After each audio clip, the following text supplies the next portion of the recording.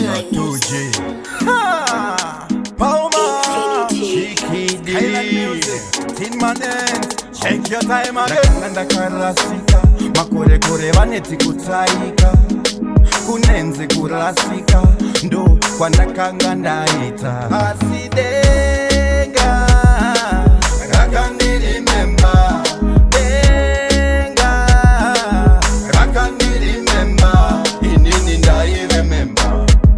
Ndai toi remember Asidenga Rakandiri memba Denga Rakandiri memba Inini ndai remember Ndai toi remember Kupa ndichiri mudiki ndaidhila nemasiki asi ndinotenda musiki vakandinyurwa vakandigeza nejiki zvino ndachena ndapinda machena ndaive muchema ndichishandiswa nemweya yerima zvino kwakauya chiedza chinovheneka senyeredze mambakwedza ishe vakanditumira chiedza vaona misodzi yandaiyeredza asidenga Rakandiri memba Denga Rakandiri memba Inini ndai remember Ndai toi remember Asidenga Rakandiri memba Denga Rakandiri memba Inini ndai remember Ndai toi remember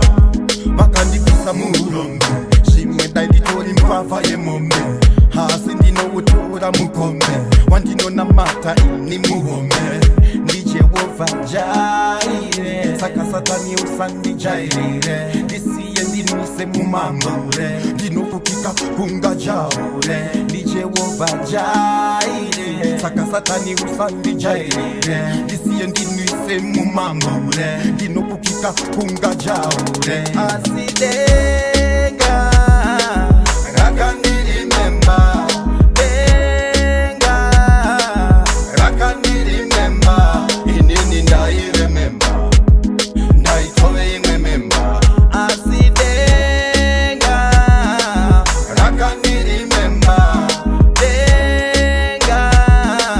Rakandiri memba Inini ndai remember Ndai toi remember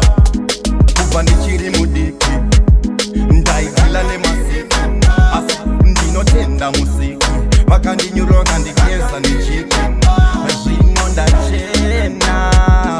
ndapinda machena ndaive muchema ndichishandiswa nemweya yerima zvino kwakauya chiedza chinovheneka senyeredze mambakwedza ishe vakanditumira chiedza vaona misodzi yandaiyeredza